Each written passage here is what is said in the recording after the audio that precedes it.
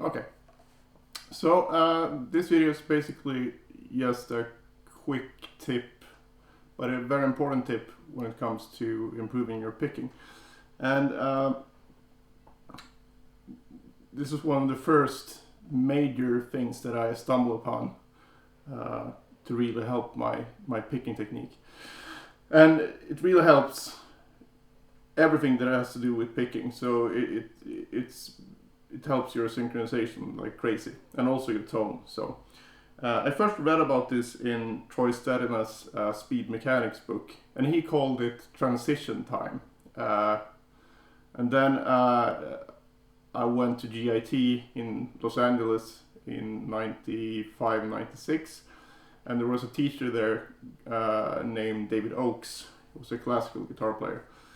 And he also described this technique, but he had another name for it. I don't even remember what he called it, but it was the same basic principle. And the principle is that you've all heard that you should practice slowly, right? But in my experience, when I see most students that come to me and they tell them to practice slowly, they have a tendency to slow everything down. Meaning that if you practice something like this A minor pentatonic, for example, they would slow everything down. So instead, like this. So instead of practicing, they would go.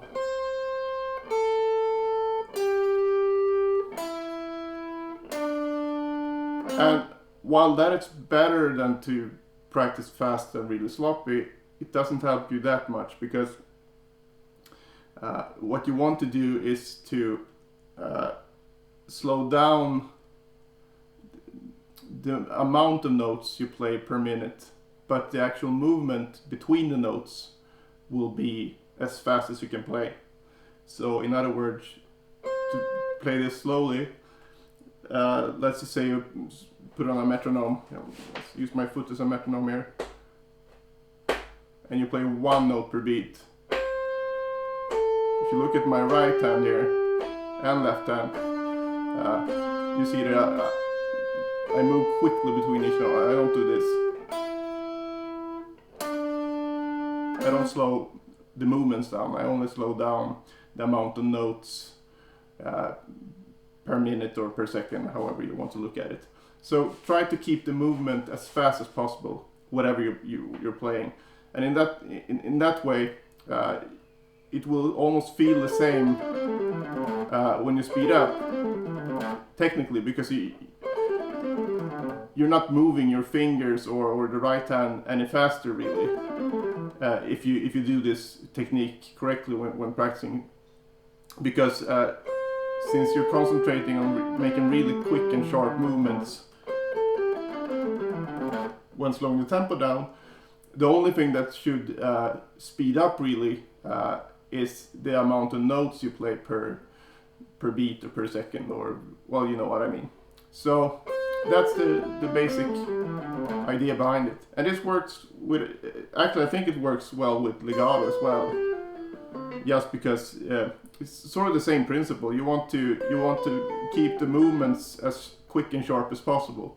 And another thing, this really improves your tone, because when you're picking the string, let's see from the camera here, you're not, moving through it like this. You sort of go over it like this, and the less time you spend, that's my theory anyway, the less time you spend on the string, the better tone you will have. And I really feel that you get a much better tone by, instead of doing this,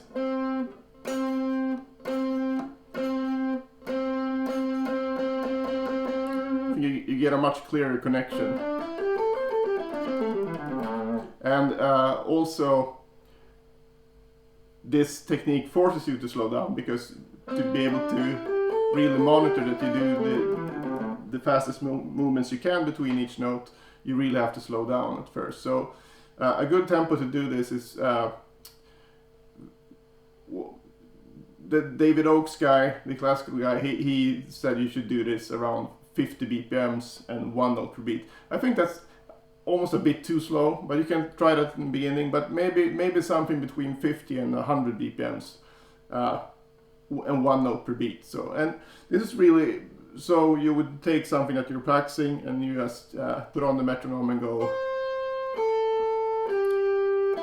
And focus on maintaining your technique. So don't sit around and do stuff like that. Focus on keeping the technique as close to the way you do it when you're actually playing faster. So, but again, focus on making really sharp movements in both the left and right hands, and you'll probably notice a difference right away, actually. And definitely after a few days of doing this, you'll feel that your synchronization is much better. So hope that helps, and if you like this, check out my subscription site or my Instagram for more free stuff, and you can sign up to my newsletter and get a free lesson. Yeah, that's about it, and just send me an email if you have any questions. Okay, good luck.